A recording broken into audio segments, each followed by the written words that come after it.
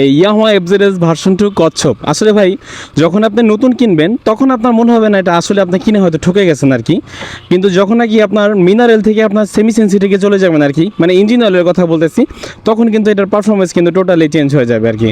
আর তখন কোনো অ্যাঙ্গেলই মনে হবে না যে এটা আপনি একটা কচ্ছপ চালাচ্ছেন আর কি। আপনি যদি আমার রাইডিং আমি যদি এখন হাই রোডে দিলে বুঝতেন হয়তো, এই যে একদম মিনিশে মানে বাড়ি দিলেই টাচ দিলেই আপনার দেখা যায় কি একদম পুরো রেডি পিক আপটা এখন আপনি চলে আসতেছে, বুঝতে পারছেন? এরকম একটা ঘটনা আর কি। যদিও পিছল রাস্তায় জন্য আর কি এত টানাটানি করবো না, তাহলে হয়তো আপনাদের দেখাইতাম। আপনারা যারা বললেন যে আসলে কচ্ছপ, ভাই আমারও আপনি আমার প্রথম ভিডিওগুলো জাস্ট একটু দেখেন, তাহলে হয়তো বুঝতে পারবেন যে আমি আসলে কী পরিমাণ গাইলাইছি আর কি। যখন নাকি আমি শুরুতে কিনছি যে ভাই টানো টানো কেন, বাট এখন যখন রেগুলার রাইড করি, যখন মানে মিনারেল থেকে সেমি সেন্সিটিভে চলে গেছে আর কি ইঞ্জিন অয়েলটা, এখন টোটাল এটার পারফরমেন্সটাই আসলে কি চেঞ্জ হয়ে গেছে। আর এখন আমার কাছে মনে হয় যে না, যে মনোটনটা হয়তো রেডি পিক আপ এটার থেকে খানিকটা বেশি, বাট অতটা বেশি বলতে এরকম না। এই যে দেখেন আমি জাস্ট 2 গিয়ার আছি, দেখেন 40+, মানে কীভাবে দেখেন টান উঠে দেখেন, মানে এটা আমি জানি না ক্যামেরা থেকে কতটুকু বন্দি করতে পারতেছি, বাট এটা খুব স্মুথলিভাবে আর কি আপনার মানে টানটা উঠে যায় আর কি। আর আসলেই আপনারা যারা নাকি রাইড করেন রেগুলার তারা হয়তো বুঝতে পারবেন, বাট যেটা নাকি আপনারা বিশেষ করে ফিল করবেন, আচ্ছা আমি সেটা আপনাদের এখন আবার রিপিট বলে দিই। হ্যাঁ, যেটা ফিল করবেন সেটা হলো প্রথমেই আপনাদের বলে দিই, সেটা হলো আপনার যে গিয়ার শিফটিং যেটা আর কি, যে কত নাম্বার গিয়ার আছে সেটা মিটারে দেখা যায় না, একদম অ্যানালগ এটা আর কি। এটা একদম পুরো বাজে একটা মানে সিনারি আর কি। সেম হলো আপনার টাইমটা দেখা যাবে না। আর এক কথায় বলতে গেলে মিটারটা অনেক ব্যাকডেটেড, এই মিটারটা আসলে এই বাইকের সাথে একেবারেই যায় না আর কি।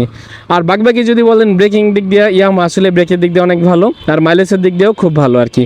জাস্ট ওই যে রেডি পিক আপ সামথিং কম, অতটা যে কম এরকম কিছু না, সামথিং কম। আপনারা অত ঘাবড়েন না যে আসলে রেডি পিক আপ একেবারে কম, যারা নাকি আর কি এটা নিতে যাচ্ছেন আর কি, নিতে পারেন, নিঃসন্দেহে নিতে পারেন ভাই। তবে আসলে কি কিছু খারাপ দিক তো আপনার আছেই টুকটাক আর কি, প্রতিটা জিনিসেরই ভালো খারাপ দিক মিলেই থাকে আর কি। তবে এটার আসলে ভালো দিকটাই আর কি বেশি আর কি, আমার যেটা মনে হচ্ছে আর কি, যেটা মানে এতদিন মানে রাইড করার পর যেহেতু আমি এটা মাইলেজ পাচ্ছি খুব দারুণ আর কি। এক কথায় যাদের নাকি একটু মানি প্রবলেম ভাই, তাদের মাইলেজটা খুব ইম্পর্টেন্ট আর কি, বিশেষ করে আমার আর কি। তো মাইলেজটা আমি এক কথায় অনেক ভালো পাচ্ছি। সেকেন্ড হলো ব্রেকিং জিনিসটা আর কি, মানে এটার একটা এবিএসের একটা ঘাটতি কিন্তু আছে, এটা আমি সবসময় বলি আর কি।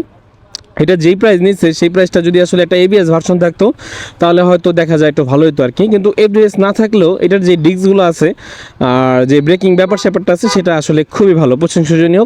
আর যদি আপনি ভালো মতো রাইড করতে পারেন, এক কথায় বলতে গেলে আপনার যদি ব্রেকিং সিস্টেমটা ভালো মতো আয়ত্তে নিতে পারেন, ইঞ্জিন ব্রেকটা ভালো মতো বুঝে ফেলেন, তাহলে কিন্তু দেখবেন যে আপনার আর মনে করেন প্রবলেম হবে না। আর বিশেষ করে আমি অত জোরে টানাটানি করিও না, দ্যাটস আর কি, অত ভালো হাই ব্রেকিং আমার প্রয়োজন হয় না। আসলে অ্যাক্সিডেন্ট আসলে কি এটা বলা যায় না আর কি, না করুক যাতে কারো না হয় আর কি। তবে অনেকে কিন্তু ডাম ব্রেক, দুইটাই ডাম ব্রেক দিয়েও কিন্তু অনেকে গাড়িটারে চালায় আর কি, যেটা এটা এমনি কথার কথা বললাম আর কি।